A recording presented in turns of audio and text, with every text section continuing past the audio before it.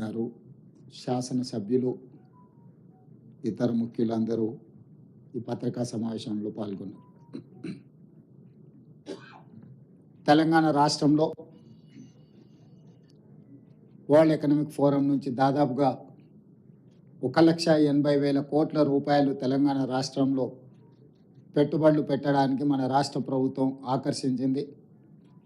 తెలంగాణ రాష్ట్ర ప్రభుత్వం మీద విశ్వాసం, నమ్మకంతో ఇక్కడ పెట్టుబడులు పెట్టడం ద్వారా వాళ్ళ వ్యాపార విస్తరణనే కాకుండా తెలంగాణలో ఉన్న నిరుద్యోగ యువకులకు ఉద్యోగ ఉపాధి అవకాశాలు కల్పించడానికి ముందుకు వచ్చినందుకు ఆయా సంస్థల యజమానులకు తెలంగాణ రాష్ట్ర ప్రభుత్వం తరఫున మనస్ఫూర్తిగా అభినందనలు తెలియజేస్తున్నాం. ప్రభుత్వం ఏర్పడి 14 నెలలు పూర్తిగా వస్తున్న సందర్భంలో మా ప్రభుత్వం సాధించిన విజయాలలో ఈ విజయం అత్యంత కీలకమైన విజయం. తెలంగాణ రాష్ట్ర ప్రభుత్వం మీద, హైదరాబాద్ నగరంలో పెట్టుబడుల మీద అపోహలు, అనుమానాలు సృష్టిస్తూ వాళ్ళ అనుచరులతో లేదా వాళ్ళ దగ్గర ఉన్న అక్రమ నిధులతో విష ప్రచారం చేయడం ద్వారా తెలంగాణ ఆర్థిక వ్యవస్థ మూలాలను దెబ్బతీయాలని కొంతమంది కుట్రలు చేస్తుంటే ఈ కుట్రలను తిప్పికొట్టడం ద్వారా తెలంగాణ రాష్ట్రంలో మేము పెట్టుబడులు పెడతాం, తెలంగాణ రాష్ట్ర ప్రభుత్వం మీద మాకు సంపూర్ణమైన విశ్వాసం ఉన్నదని ప్రపంచ దిగ్గజాల యజమానులు, ప్రపంచ దిగ్గజాలైన కంపెనీలు మన రాష్ట్రంలో పెట్టుబడులు పెట్టి ఈ పెట్టుబడుల ద్వారా వేలాది ఉద్యోగాలు, ఉపాధి అవకాశాలు కల్పించడానికి ముందుకు వచ్చినారు. కుట్రలను, కుతంత్రాలను అన్నిటిని కూడా పటాపంచలైన ఈరోజు మా ప్రభుత్వం మీద వారు వ్యక్తపరిచిన విశ్వాసం, నమ్మకం ఈనాటిది కాదు. ఆనాడు 2004 నుంచి 2014 వరకు ఆ ప్రభుత్వం తీసుకున్న నిర్ణయాలు, కొనసాగించిన విధి విధానాలు, ఈ విధి విధానాలకు 1991లో పివి నరసింహారావు గారు సరళీకృత విధానాలని దేశంలో ప్రవేశపెట్టడం ద్వారా అభివృద్ధి వేగవంతంగా జరగాలి, ఈ దేశం సంపన్న దేశంగా మారాలి అని పివి నరసింహారావు గారు ప్రవేశపెట్టిన సరళీకృత విధానాలను తిరిగి మన్మోహన్ సింగ్ గారు వాటిని వేగంగా కొనసాగించడము, ప్రభుత్వాలు మారిన, పాలకులు మారిన, పెట్టుబడులకు రక్షణ కల్పించడం, పెట్టుబడులను ప్రోత్సహించడం అనే విధానం నుంచి ఏ రోజు కాంగ్రెస్ పార్టీ పక్కకు జరగలేదు.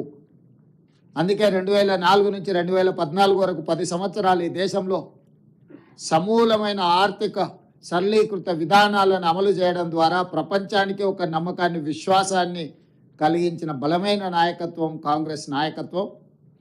ఆ కాంగ్రెస్ నాయకత్వంలో ఏర్పడ్డ తెలంగాణ రాష్ట్ర ప్రభుత్వం పట్ల 13-14 నెలల్లోపనే సంపూర్ణమైన విశ్వాసం చూపించి 1,80,000 కోట్ల రూపాయలను తెలంగాణ రాష్ట్రంలో అంతర్జాతీయ స్థాయి సంస్థలు పెట్టుబడులు పెట్టడము, ఇది నిరంతర ప్రక్రియ. నిరంతరం మా ప్రభుత్వం చేసిన కృషిని, మా ప్రభుత్వం పాటిస్తున్న విధానాలను, రాజకీయపరమైన అంశాలలో విభేదించిన రాష్ట్ర అభివృద్ధి విషయంలో 2004 కంటే ముందు తెలుగుదేశం పార్టీ అమలు చేసిన విధానాలు రాష్ట్ర ప్రయోజనానికి అనుకూలంగా ఉంటే ఆనాడు వాటిని కొనసాగించిన, ఈనాడు గత ప్రభుత్వం ఏదైనా ఉపయోగపడే అంశాలలో నిర్ణయం తీసుకుంటే కూడా తెలంగాణ రాష్ట్ర ప్రజలకు ప్రయోజనం చేకూరుతుంది అనుకుంటే ఆ విషయంలో రాజకీయ వివాదాలకు వెళ్లకుండా విధానాలను కొనసాగిస్తూనే ఇంకా స్పష్టంగా, నమ్మకంగా విధానాల రూపకల్పనలో ఒక నిర్దిష్టమైన ప్రణాళికను తీసుకొని తెలంగాణ రాష్ట్ర ప్రభుత్వం ముందుకు వెళ్ళింది. కాబట్టి ఈరోజు ఈ దిగ్గజాలు తెలంగాణ రాష్ట్రంలో పెట్టుబడులు పెట్టినరు. ఆ పెట్టుబడులను వేగంగా పన్నులను అమలు చేయడమే కాకుండా అనుమతులు ఇవ్వడంతో పాటు అవసరమైన భూ కేటాయింపులు కానీ, పరిపాలన అనుమతులు కానీ అన్ని రకాలుగా ఆ సంస్థలను ప్రోత్సహించి ఆ సంస్థల పెట్టుబడుల ద్వారా రాబోయే ఉద్యోగ ఉపాధి అవకాశాలు తెలంగాణ సమాజానికి అందివ్వాలన్న ఆలోచన మా ప్రభుత్వానిది.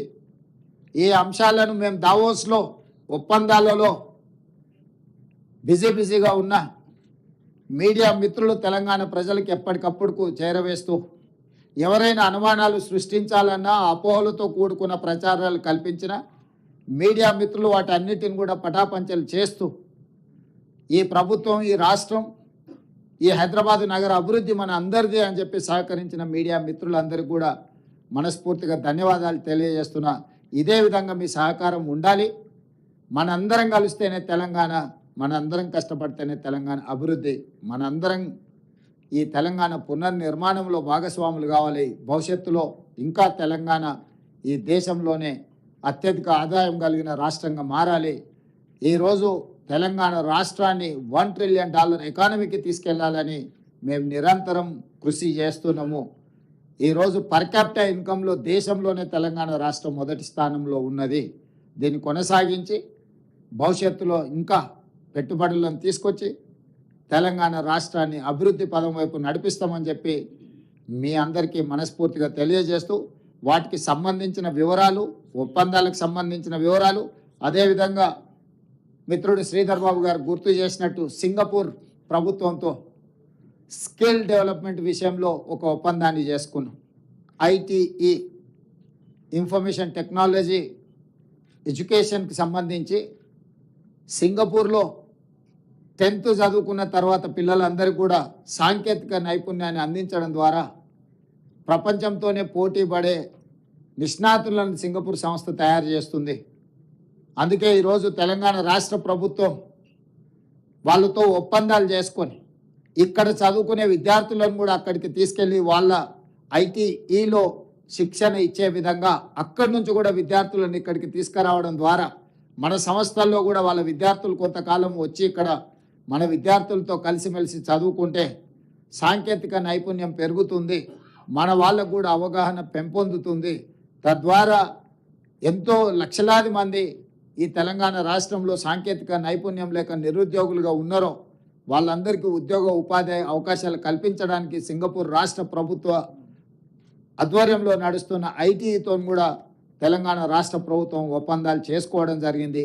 అందుకే ఆ ఒప్పందంలో తెలంగాణ రాష్ట్రం ప్రతిష్టాత్మకంగా భావించిన Young India Skills University vice ఛాన్సలర్తో పాటు ఉన్నతాధికారులు అందరూ కూడా ప్రత్యక్షంగా పాల్గొని ఒప్పందాలు చేసుకోవడం జరిగింది.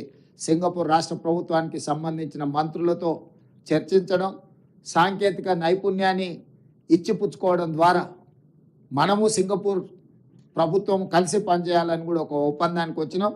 అది భవిష్యత్తులో మన సాంకేతిక నైపుణ్యాన్ని వేగంగా పెంపొందించడానికి ఉపయోగపడుతుంది. ఇవన్నీ కూడా తెలంగాణ రాష్ట్ర అభివృద్ధి కోసం ప్రభుత్వం తీసుకుంటున్న నిర్ణయాలు. ఈ నిర్ణయాలను అన్నిటిని కూడా యువకులకు, ముఖ్యంగా ప్రజలకు అందరు కూడా చేరవేస్తున్న మీకు అందరికీ మనస్ఫూర్తిగా ధన్యవాదాలు తెలియజేస్తూ మా విదేశీ పర్యటనకు సంబంధించి ఒప్పందాలకు సంబంధించిన పూర్తి వివరాలను అందించవలసిందిగా మిత్రుడు మంత్రి గారు శ్రీధర్ బాబు గారిని కోరుతున్నాను. పాత్రికేయ మిత్రులందరికీ నమస్కారం. గౌరవ ముఖ్యమంత్రి శ్రీ రేవంత్ రెడ్డి గారి నేతృత్వంలో సింగపూరు, అదేవిధంగా స్విట్జర్లాండ్లో ప్రతి సంవత్సరం అంతర్జాతీయ